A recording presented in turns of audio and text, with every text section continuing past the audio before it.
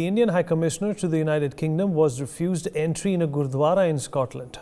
Vikram Doraiswamy had a planned meeting with the Gurdwara committee at the Glasgow Gurdwara. Khalistani goons came to know about this and then arrived at the Gurdwara and blocked his entry. They even tried to enter his car. Khalistani goons also claimed that the Indian officials are not welcome in any Gurdwaras in the UK. Meanwhile, a video of this whole incident is going viral. Before hopping into this discussion, we're going to take a look at this video. ਇੱਥੇ ਜੀ ਲੰਗਰ ਪਾਣੀ ਦਾ programme ਲੱਗਿਆ ਸੀਗਾ ਜਿਹੜਾ ਇਹਨਾਂ ਨੇ ਚੱਕ ਦਿੱਤਾ ਗਿਆ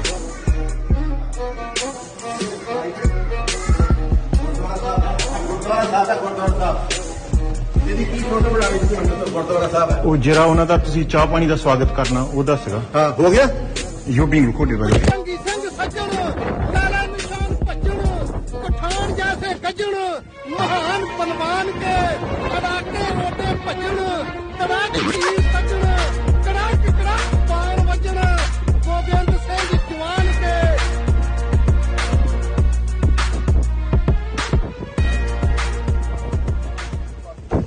Which is the ambassador, right? Yeah, I think it's best if you go. Indian High Commissioner came, but they're turning around.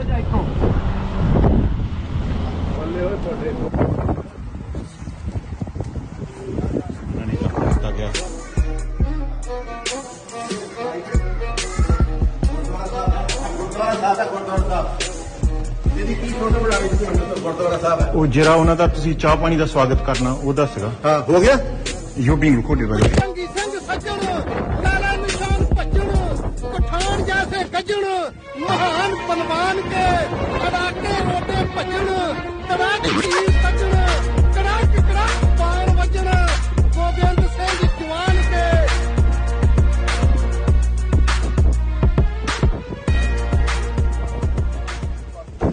Which is the ambassador, right?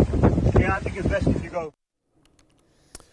Ambassador Suresh Kumar Goyal, former diplomat, with us on this show. Major General A.K. Sivach, former head of Territorial Army and geostrategic defence expert, also joins us. Mr. Kuldeep Singh Shekhawat, president of the overseas front of the BJP in the UK, with us on the show.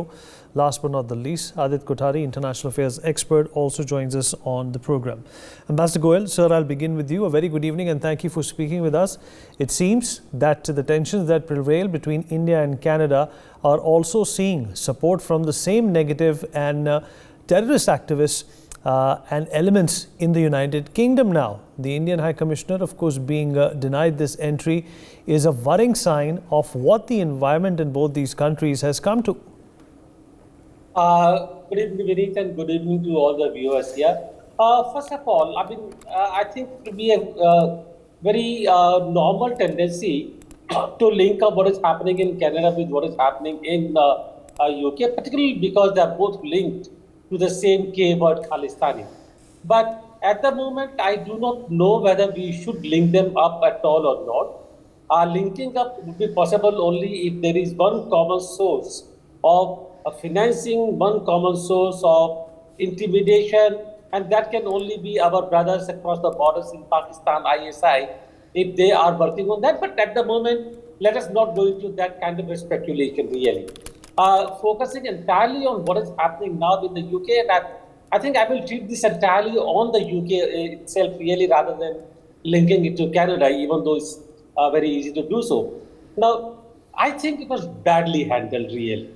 I mean, we know that there are those elements of separatists in the UK. They are known very well. They have done the demonstrations even earlier against the High Commission and the consulates, etc., etc. It has happened before. We can easily blame the government of the UK for this also. Easy to do so, but let us wait for their response, because in the past, in the last 2 or 3 months, we see that there is a change in their attitude toward. They have given more security for the High Commission and the consulate, etc. So let us see how they respond to it. But I will call it badly handled simply because from the visuals I saw in the morning, Vikram Doraiswamy had gone there at the invitation of the Gurudwara. So the Gurudwara organizers or whoever invite management who invited the High Commissioner is a common enough courtesy they would be at the gate outside the Gurudwara to receive the High Commissioner if they know the time that he's reaching there. And I'm sure they would know the time that they're reaching over there.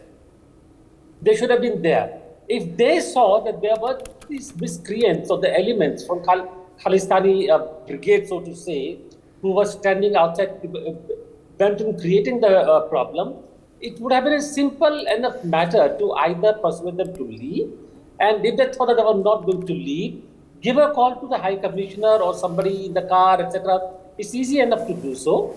Give a call saying that, look, we will advise you not to turn up here for so and so reason. We will do this thing at some other time. I'm sure that even the High Commissioner would not really want to be part of a problem if it can be avoided. The visit was not given publicity, it would not have come in the paper, it would have not got anybody's attention at all. So I would call this was actually badly handled. With some slight sensitivity, the whole thing could have been avoided. Number two, it's not to say that what actually happened was not bad. It was bad. It does show how vociferous or how active these elements in UK are. And therefore, I think Government of India and the UK need to work together very, very actively, very intensively to make sure that they do not become an issue in relation between India and the UK, like in the case of Canada. General Sivach, I agree with Ambassador Suresh Kumar Goel that it is perhaps too premature to judge whether these Khalistanis have been inspired by what is happening between India and Canada at this point in time. Do you think that this is perhaps unrelated, or could this be a part of the same problem that we have seen in UK and Canada?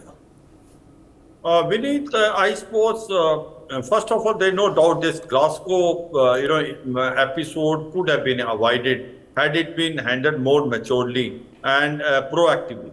But having said so, I feel that it is a connected issue, because what has happened in Canada, the Indian government has shown that they are not going to cow down. And we call spade as a spade, and we have taken a very hard stand, and the Canadians never thought about it.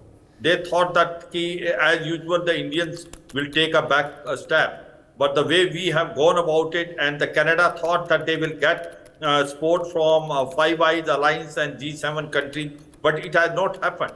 And why it has not happened is two reasons. One is that Canada has not able to give us any evidence, any proof, neither to us nor to the world. It is only the allegation which they are claiming.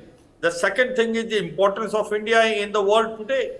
As far as US is concerned, they feel that India is more important to them than Canada, in case if they have to counter the hegemony of China in Indo-Pacific and South Asia. So therefore, the importance of India is so much that no one is going to take a side of Justin Trudeau.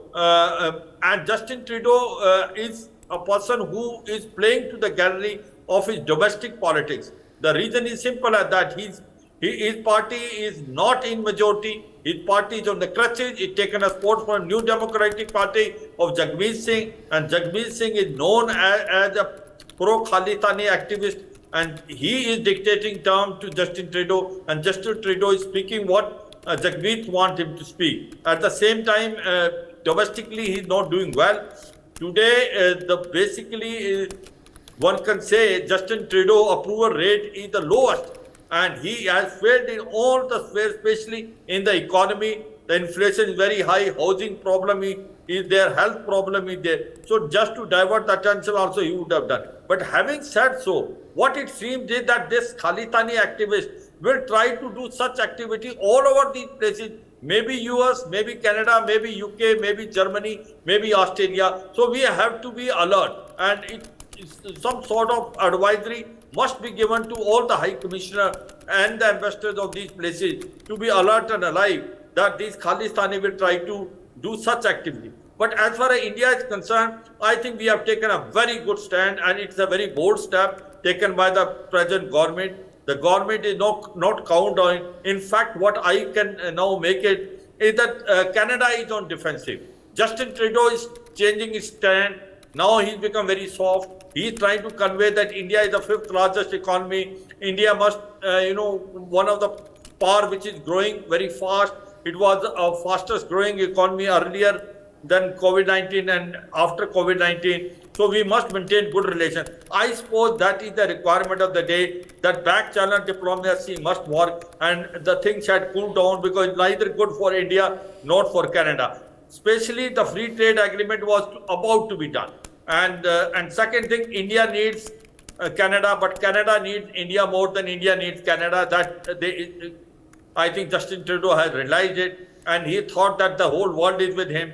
He is all alone, isolated, and the whole world stands with India, especially the importance of India. And whatever has happened to Niger, nothing as far as India is to do. It's a gang war, and the double standard which is shown by the Canada is also exposed. What happened to Karim Baloch? Why have you not spoken anything about that? ISI was involved in eliminating Karima Baloch. And what happened to Sukhdev Singh? He is also killed by a gang war. Lawrence Bishnoi group has owned up. So the Niger may have been also been eliminated by gang war. So this sort of putting allegations which are ill-founded and absurd has created the whole environment slightly uncomfortable for the Indians in the Europe, maybe in US, maybe in UK, maybe in Germany, in Australia. So we have to be alert and light. But the step which is taken by the government of the day, that I suppose is the good. The OCI cards will be also now again checked. Second thing is that you are going after those people who are having a illegal money, they are having connection with Khalistani. ISI is in a big way involved in this racket. That point must be seen very clearly, and ISI must be exposed. And whatever is happening in Canada, 40% is the ISI to blame. A lot of drug money is going on, and this drug money is not only going to the Khalistanis, also to the Canadian Secret Service. So these are the points I suppose we need. What has happened in Glasgow could have been avoided had it been handled more maturely, and before this incident could have taken place, if something was known, then we could have avoided this incident. But all said and done, we must be alert and alive. Such thing can happen to other places also. Absolutely, so advisory sir. may be given to all the High Commissioner. You're absolutely right, sir. And Mr. Shekhawat, this is the Indian ambassador we are talking about. He's the representative of the country of India. How is this even, conceivable by the Scotland Yard? How is this even conceivable by people who think that they can, get away with this? Thank you, Vineet, for having me on the show. My esteemed colleagues have given you a wonderful insight on the whole subject. I'll add something to it. First of all, Canadian incident is, yes, it's causing a bit of ripple all over this Sikh world. But Glasgow incident has another ramification. One of the serious ramification that comes to Glasgow is there is a guy called Jaggi Johal, or you can call Jagtar Singh Johal. Jagtar Singh Johal was arrested in India, and he had 9 cases pending in Indian courts against him. So the Gurdwara which invited His Excellency had no clue that there will be opposition. They were very sure there will be no opposition and he should come. And just for your info, our High Commissioner wears a kada on his hand. He has lived all his life in Delhi, and majority of his friend circle is from Punjab. His father was a defense personnel, and he was at one moment of time, they lived in Punjab also. So he has a little bit of serious Punjab background, and he loves the Punjabi community, the food, the culture. So when he landed in UK for the first time, the same day he had gone to the Southwall Gurdwara, he was welcomed. He went there comfortably, had his prayers done, and came back. So he thought it's not going to be an issue if I go to another Gurdwara. He should be welcomed. What he was not aware of was this Jagtar Johal's issue. So these 2 boys who turned up there to oppose him are from that group. They are part of the Jagtar Johal gang, which is writing to local members of parliament, and unfortunately the first minister in Glasgow, because they have their own parliament, is one Pakistani called Hamza Yusuf. And I don't expect something, if you have a Pakistani as a head of state, and what do you expect from him? If it was not even known that he's going there, he would have made sure that he's known to those idiots. So to take it otherwise, He didn't come out of the car. The moment he heard these boys shouting, "You are not welcome, you are not welcome," they just drove off. So that is what it is. But the whole crux of the matter is Glasgow has been at the center of these kind of protests. Only during Prime Minister's visit in 2021 we were able to control them. We told them in very clear terms that if you don't behave, then we know what to do. So in fact, I was there myself during that entire trip of the Prime Minister. So other than that, this incident, well, I'll not put it only to blame is Canada. No, it's Glasgow has its own issue, and UK has their own part of problems.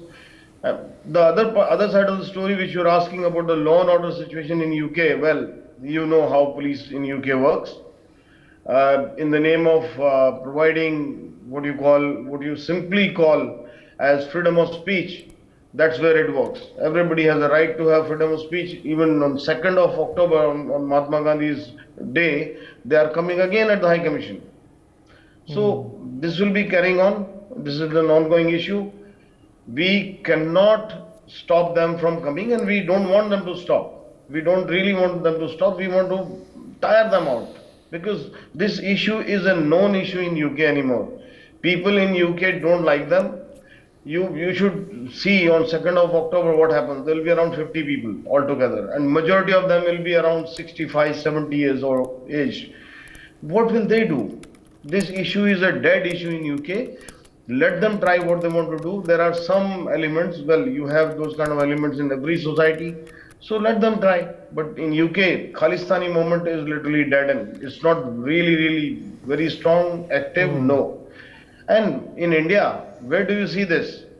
Recently I was asked by BBC, well, what is the problem with Sikhs if they are protesting? I said, they don't protest in India. Have you seen any Sikh protest in India demanding Khalistan? It is only in this part of the world that Sikhs protest, because they are being sheltered, they are being support, they are given what you call it as complete backbone support by the ISI, which is very well known.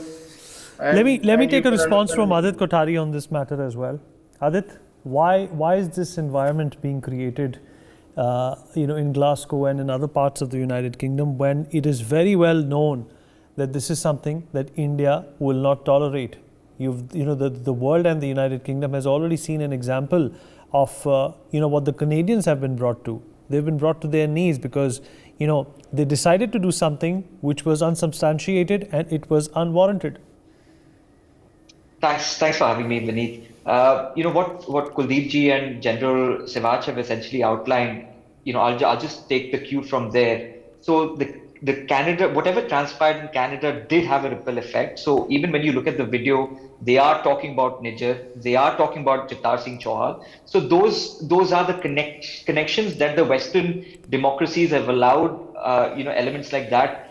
These boys were predominantly connected to a institution called, or rather an organization called National Sikh Youth Federation. It's an offshoot of an previously defunct organization, and it is absolutely shocking how the government of United Kingdom has not come down on this organization, because very recently they've called for terrorist action in India. They've called for killings of diplomats. They've called for genocide of citizens of India. And despite that, under the Terrorism Act of 2000, the government of United Kingdom should have taken cognizance of that, and they haven't done so. So somewhere or the other, in the garb of human rights and in the garb of freedom of speech, they are giving platform to these nefarious elements, which will eventually, create havoc in their own civil society. There's a report called the Colin Bloom report, which is essentially coming to the foray, where he had essentially provided an interfaith review to the British Parliament, not very long ago, just a couple of months ago. And he, in his report, has outlined that they are very small and tiny in number. The UK Sikh population is roughly about 520,000. These people are, as Kuldeep ji also mentioned, 50, 60, 100, maybe 500 at the most. So they don't even constitute 5% of the entire Sikh diaspora population. But because they're so feral and they're so coercive and so intimidating in nature, the majority of Sikhs do not want to stand up to them. Just yesterday, there's another gentleman called Harman Singh Kapoor. His house was essentially vandalized. His house was stoned. His white Mercedes was essentially painted completely red. Just demonstrating that this is blood. So that's the kind of messaging that these people were essentially sending out to him. When coming down to the security for the diplomats the Indian diplomats in Britain, diplomatic protection should be the cornerstone of international relations. And that is where I think India needs to call out Britain, because Britain has failed the High Commission of India in London multiple number of times. This has started right from 2016, 2019, we saw egging on the High Commission. March 2023, we saw the Indian flag being desecrated. So those are the kind of issues which I think the High Commission has also raised in the recent letter to both the Metropolitan Police and the FDCO. So hopefully, senses will prevail and these people will understand that, having these snakes in your own backyard is dangerous for not only the diplomats and the foreign services and the British Indian diaspora, but also your own civil society, because the British civil society has come to understand and call out these nefarious elements as extremely rabid and ferocious in nature. Vineet. You're absolutely right. The UK government has let the Indian embassy and of course our diplomats down a number of times. This is once again a glaring mistake, which is of course going to be met with some repercussions. Would like to thank all our guests for being a part of this conversation. For more such videos, subscribe to the NewsX YouTube channel, hit the bell icon.